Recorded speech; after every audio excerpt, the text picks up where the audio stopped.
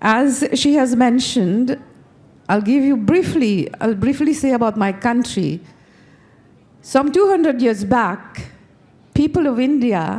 some people of India were tricked ruthlessly by the Britishers and sent to islands to work the soil and to make the country prosper for their own good. People from India were sent to islands like Mauritius, Fiji, Guyana, Suriname, Trinidad, and so many other places, where they endured so much, yet they made the country heavenly. And I'm from one of them. I'm from Mauritius. I will read a poem which I wrote for the Independence Day of Mauritius, and it is entitled, "This is My Country, Mauritius."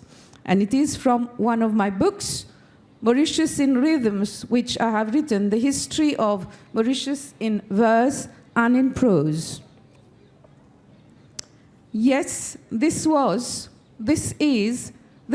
be my lovely, tiny, attractive country, where people for Diwali enjoy gato patat. It's a typical cake made by Hindus for Diwali.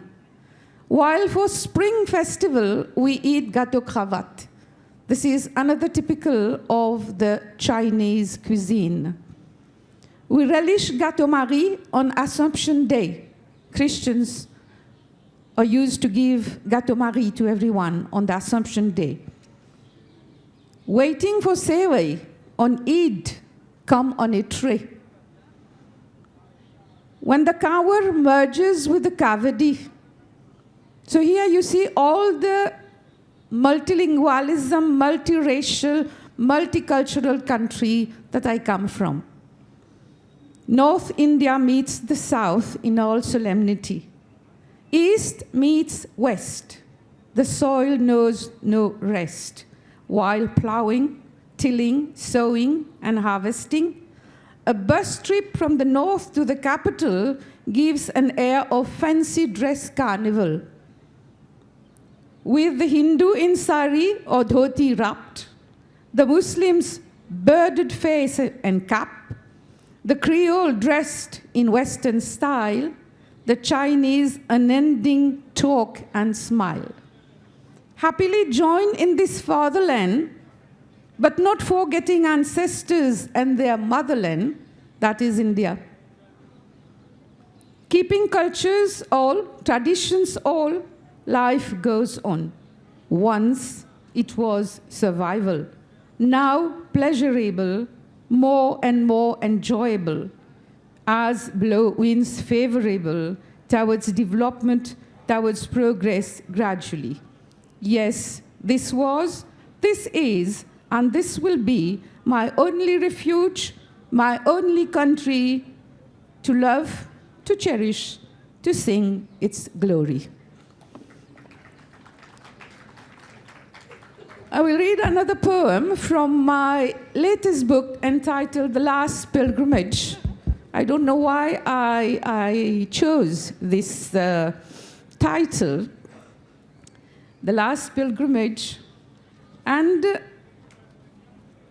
the poem is based mostly on a Hindu bride. You know, in Mauritius, we have all the rituals that are done in India.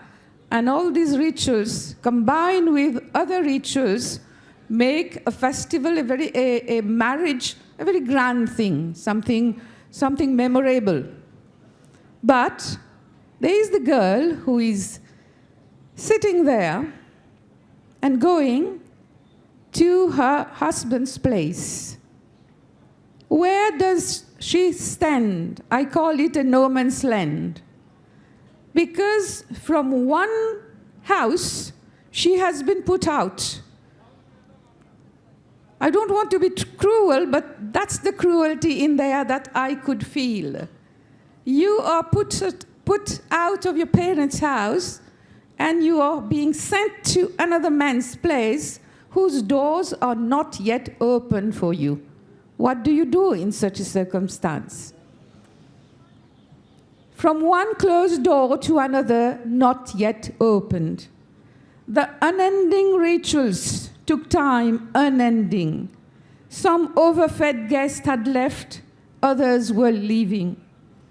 Under heavy jewelry and heavier bridal outfit, tears mixing up all colors of the flashy cosmetic, the meek bride got into the decorated carriage, all shivering with so many mixed feelings for the voyage. One door was now closed. Where was the destination? The paternal house was going out of sight, kith and kin all lengthily waving goodbye with sighs.